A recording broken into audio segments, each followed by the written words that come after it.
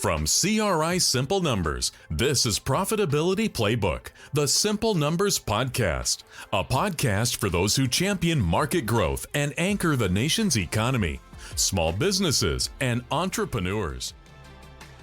Hey there, welcome to another episode of the Profitability Playbook Podcast. I'm Mike Maxon, that's Brandon Gray, and we have Greg Crabtree back in the house, a rare appearance, so it's nice to have him here, and he brought a guest along with him, Mr. Gad Allen, who is the director of the Jerome Fisher Program in Management and Technology at E14. So he's much smarter, definitely smarter than me. I'll second that. Yeah, right. Yeah, Brandon too, for sure. But Greg, first of all, Gad, thank you for coming on. Greg, so real quick, everyone who's listening, Greg's just like, you know how Oprah's like, hey, you get a car. That's Greg. He's like, you get a podcast. So next thing we know, we get a pop-up like, hey, I'm having Gad on as guest. And we're like, I looked him up. Super impressive guy. Great stuff you're putting out, and I can't wait to hear more about it. So Greg, what prompted this, my man? And take it from here.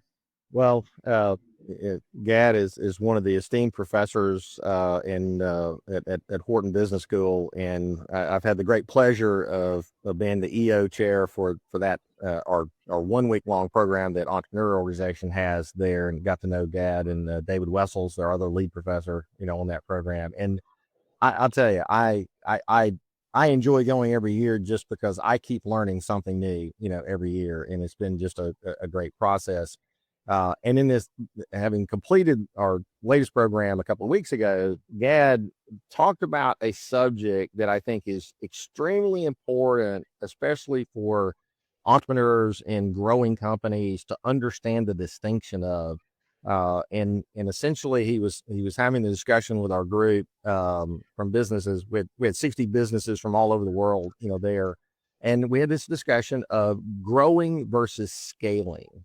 And of course, that was just one nugget of wisdom, Gad, that we want to get your input on. But first, kind of give us an idea of kind of what you were the point you were trying to get across to folks on that concept. Yeah. So first, it's great to be here. Thanks for the invitation. So this is a topic that, the difference between growth and scaling is a topic that occupies a big part of my time and share of mind.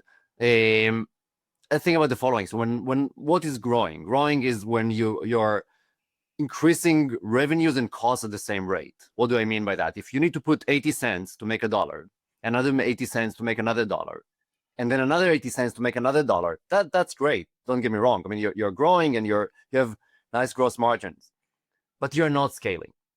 When I think about scaling for me is when you actually put 80 cents to make $1, but now you need to put only 65 cents to make the same dollar, and only 40 cents to make the next $1. Or put differently, maybe you still need to put the same 80 cents, but now you make initially $1.50, and then $2, and then $3. So basically, to me at least, when I think about what scaling is about, it's about the ability to actually translate growth into a deeper and deeper moat. How do you make sure that when you are investing in growth, because we know growth, first of all, you have to grow, but growth always comes at a cost. How do you make sure that you're doing that and getting deeper and deeper separation from the competition? Yeah, and the concept you mentioned, that the moat, it kind of give everybody a mental framework of what you mean by building a moat. Yeah, great question. So when I was in school many years ago, we used to call that barriers to entry. But then Warren Buffett came a few years ago and use the term moats. And the way he described it, he said, when I invest in a firm, I want to look at the firm as a castle. And I want a castle with a big moat around it.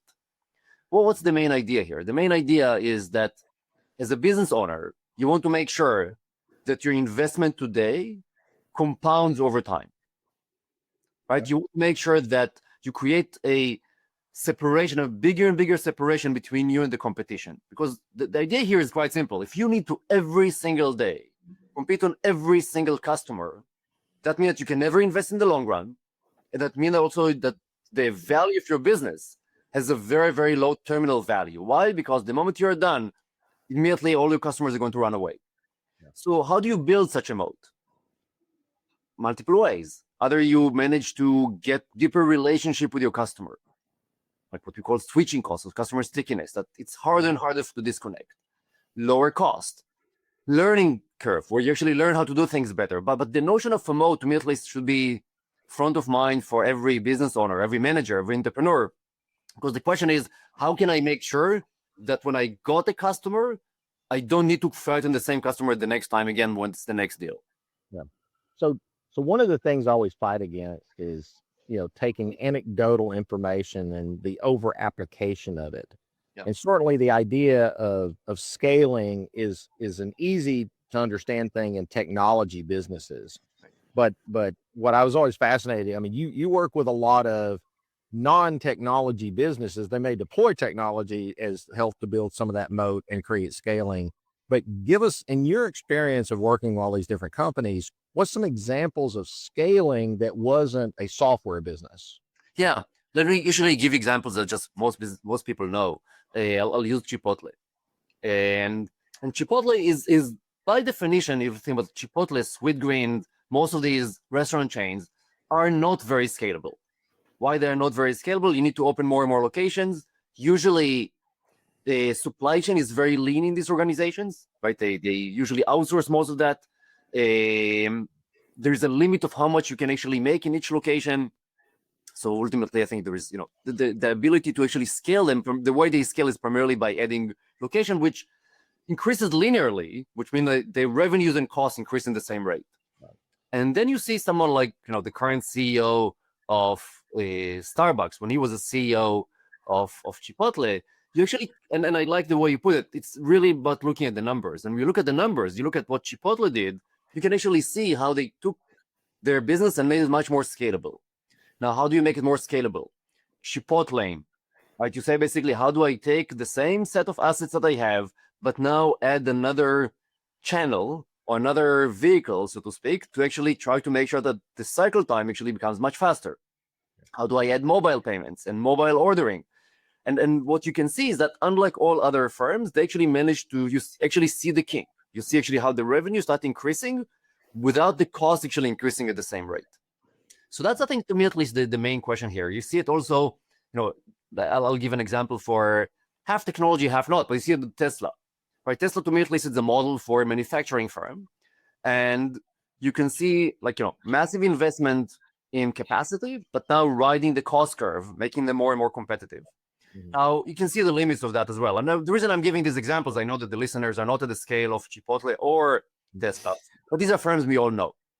And so, for me at least, that's really the question of how do you, many firms are reluctant to make these investments, but that's the core of scaling. The core of scaling is to actually make that investment and then be very methodical. And how do I ride the cost curve down?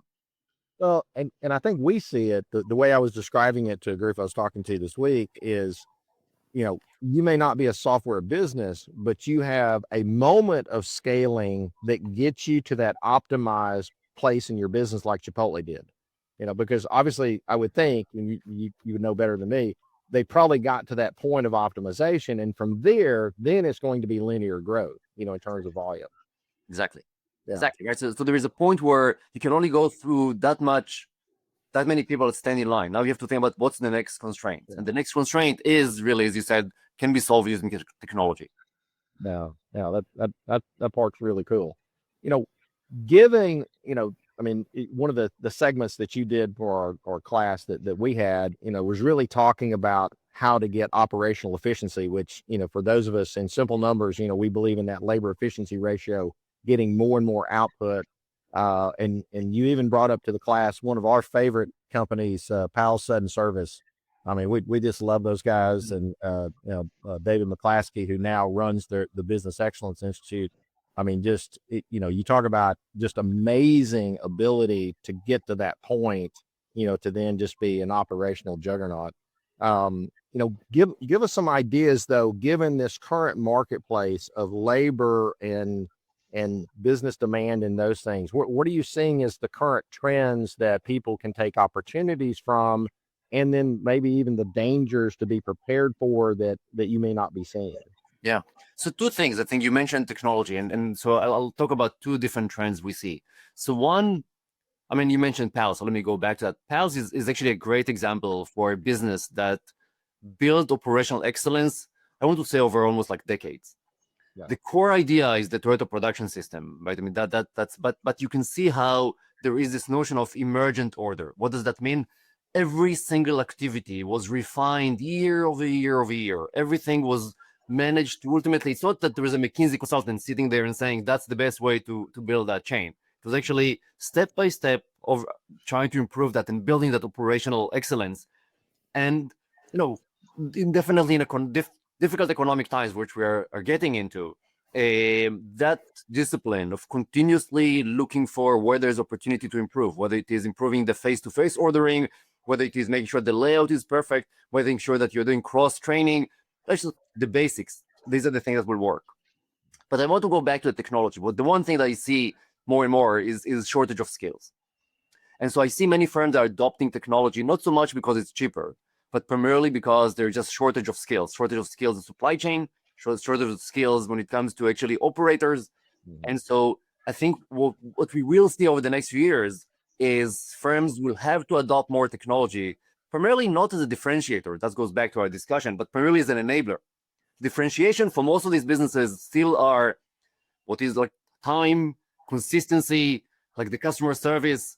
But behind the scene, you have to have technology, just because I think labor is going to be more expensive, harder to find, harder to train, less willingness many times to do the hard work. All of these things are not going to be solved. And so I'll give an example. I see firms now that have, many times I just saw firms recently, $500 million in supply of revenue. So fairly big business. The entire supply chain is managed by one person on Excel.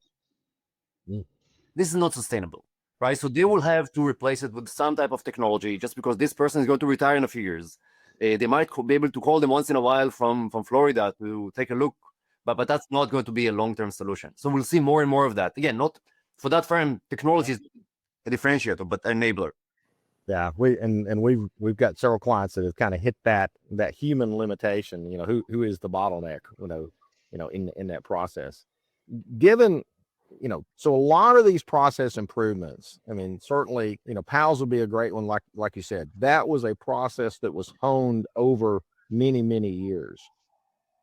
Kind of speak to our audience of how do you manage, though, in times like this that are a little bit disruptive with the back and forth of the tariff discussions, an economy that sometimes is a little stuck in the mud, in those things. But any insights in terms of how you manage in the near term, yet with an eye on the long term? Yeah, it's a great question.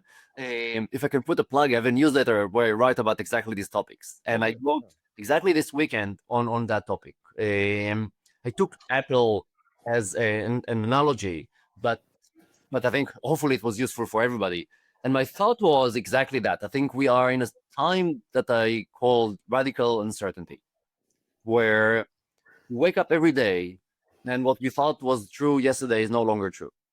I give the example of Apple airlifting 1.5 million iPhones from India.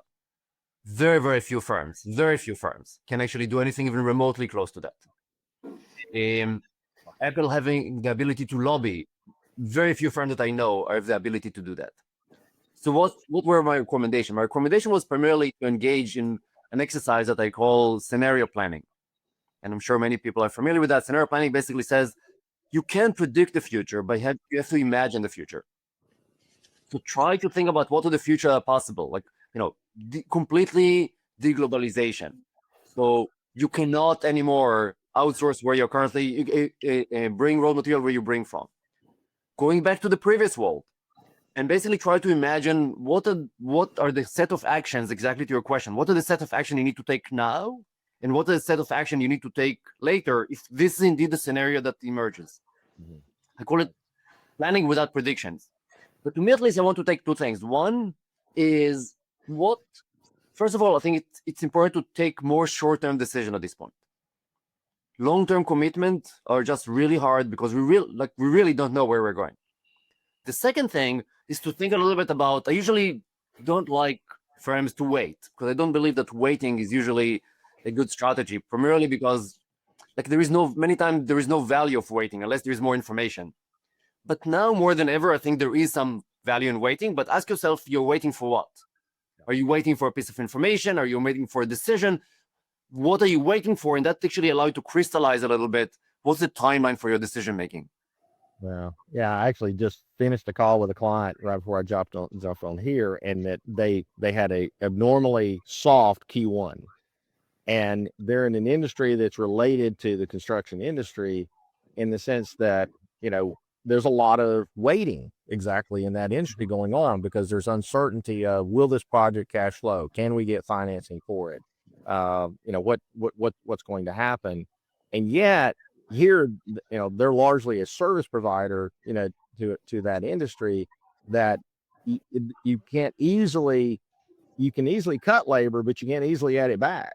Yep. And so to your point, we're having to develop these waiting scenarios of saying, here is a financially safe place to wait, but if it goes worse than this, we've got to actually make some other decisions. And then how long are we going to sit here and not be even close to our minimum profitability target, to then say, if this isn't going to clear, then how long are we going to last there? And generally I try to get it to where, as long as I'm not burning capital, I can wait a little longer. And then what I actually then tell them is exactly what you just said, is I've got to shrink my focus to the near term and say, listen, I don't care what this calendar year's plan was. The calendar is already ruined. What we're going to start to focus on is rolling 3 performance. We got to get narrow and say, this is a response to the market.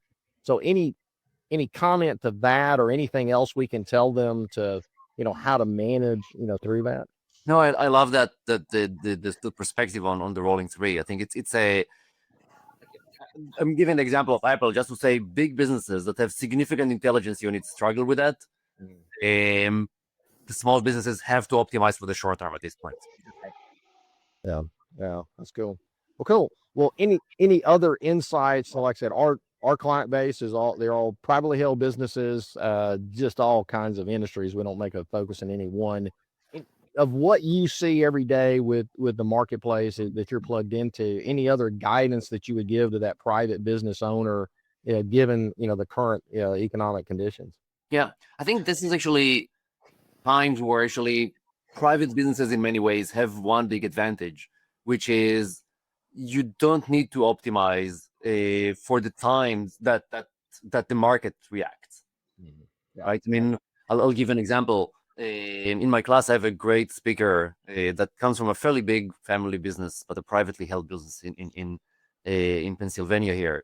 And one of the main comments that they bring is, compared to all other speakers that are either VC backed or public firms, is their ability to, first of all, lean back on the family values whenever they need, and actually use that as a way to motivate employees, a way to actually make sure that everybody's aligned, but also to make sometimes a counter decision where the market is actually overreacting, and so take a long view sometimes where again, primarily if they have the backing and they have the cash flow to weather the next few jumps, many times allow you to actually say, we're optimizing for slightly long term.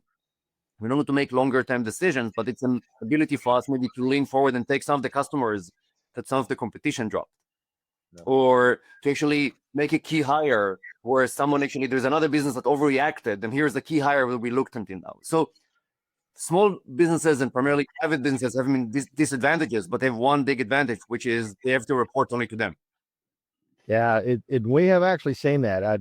To take a college football concept, we say there's actually some talent in the transfer portal, at the moment, that it's not plentiful, but you can probably find that person that they were, the consequence of an overreaction.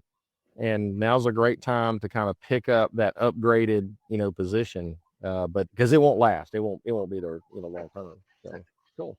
Well, Brandon, I have a question for you. One of the things that we get lots of calls from entrepreneurs on is small businesses that have the CEO, the owner, as the primary, the weapon behind everything, right? Like they come, Greg's a good example of someone who's over the years, we've tried to break away from him. We tried to send him to the golf course and wherever, anytime. But what advice would you give to those businesses who are like, hey, I want to grow and scale, but I can't forever be the face of this business? Yep. On a challenge that we get a lot from entrepreneurs when they call.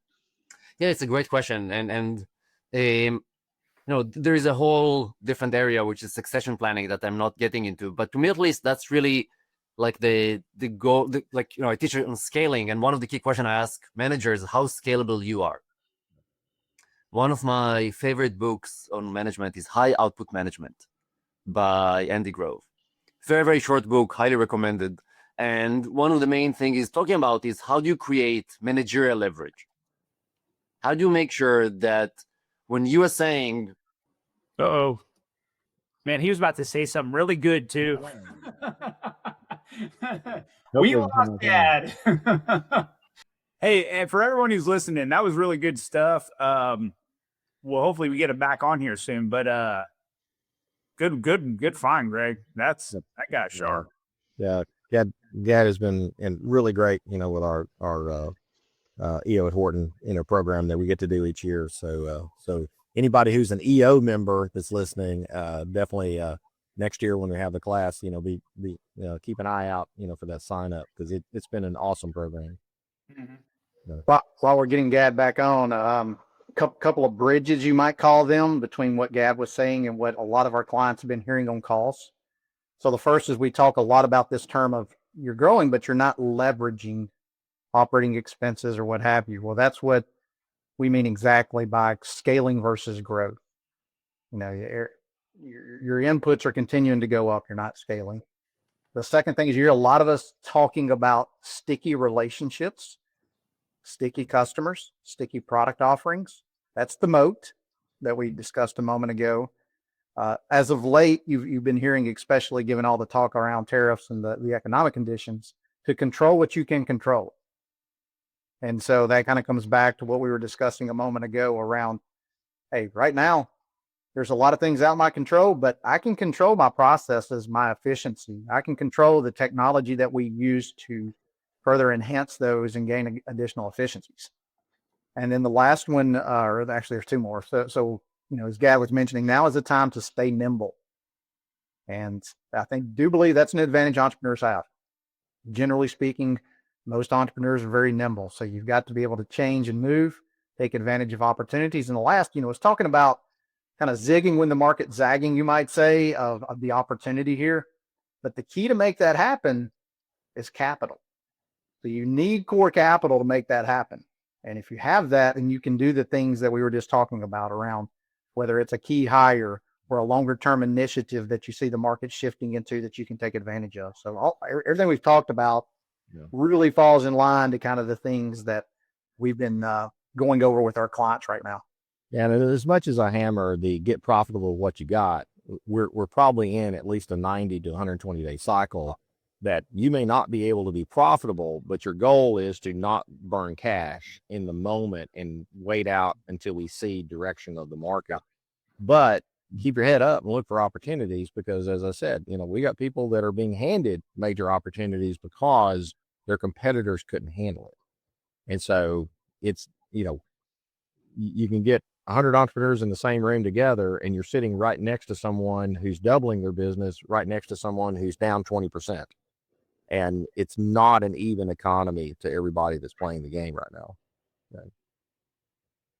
Yeah, cash does help. I have a client right now, and I know everyone's scared. Maybe not scared, but uncertain or something like that about everything that's going on. They have they just made a massive marketing investment. I mean, they're talking about going in the opposite direction, but they prepped for this. They had the cash. They were going for it. And, they're going to do it because they had that planned out. They had the cash for it, and going for that market share when other people may be pulling back and they don't have the capital. Hey, they're doing it. And I love plays like that. Well, we had one yesterday. They'd got some launch capital set aside. Yep. And, you have the calendar of when you expect to deploy that launch capital, but right now is not the time. And so they're waiting for more clarity as to when the market would be receptive. Okay. Oh, we got to get back. All right. I'm not sure what happened. All right. So you were making a great point that we need to get recorded. So. I asked about, we get a lot of entrepreneurs being that face of a business, and they want to do and you were talking about high output management book. Yes. Yeah. We'll not get into the entire family succession plan here, but I'll talk about one topic that I think is actually interesting. One question that I ask many managers and founders, and exactly like you described, primarily when it's a family business, is are you scalable? And what I mean by that is that do you create leverage? One of my favorite books is High Output Management by Andy Grove. And Andy Grove asked the question of, or tells managers that they need to think about managerial leverage. What's the idea here? The idea is that as a manager, as a founder, you know that if you put 10 hours of work, you're going to get 10 hours of output. But the question is, can you put 10 hours of work and get 30 hours of output?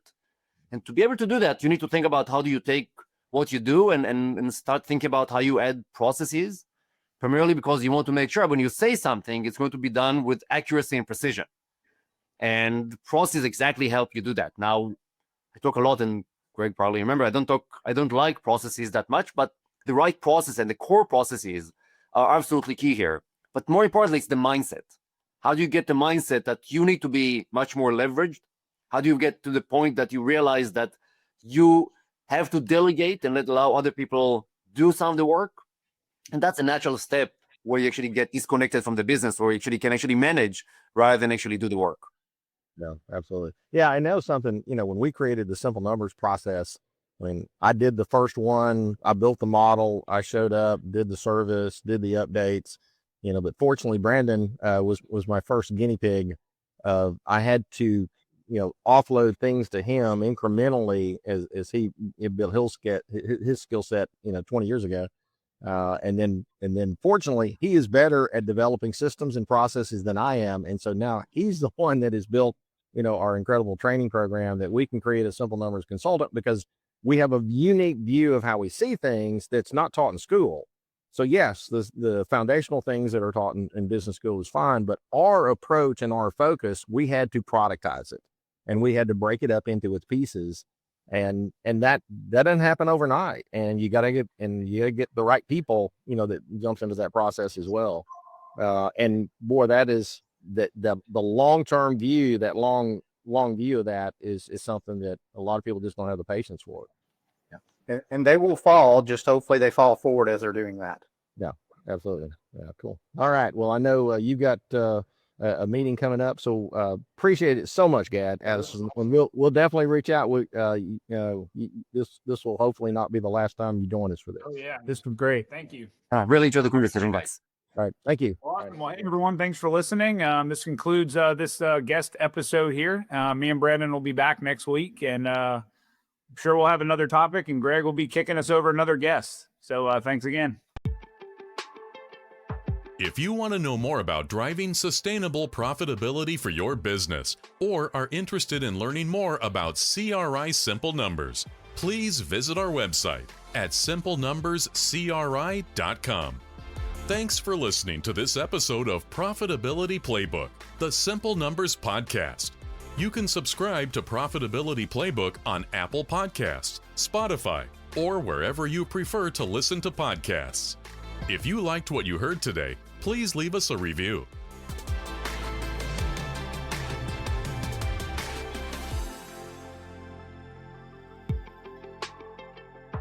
The views expressed on Profitability Playbook, the Simple Numbers Podcast, are those of the presenter and moderator and do not necessarily reflect the views of CRI Simple Numbers or the CRI family of companies. This podcast is intended for informational and educational purposes only and is not intended to replace professional advice received directly. Consult with your CRI Simple Numbers advisor or another trusted professional if you have questions about your specific situation.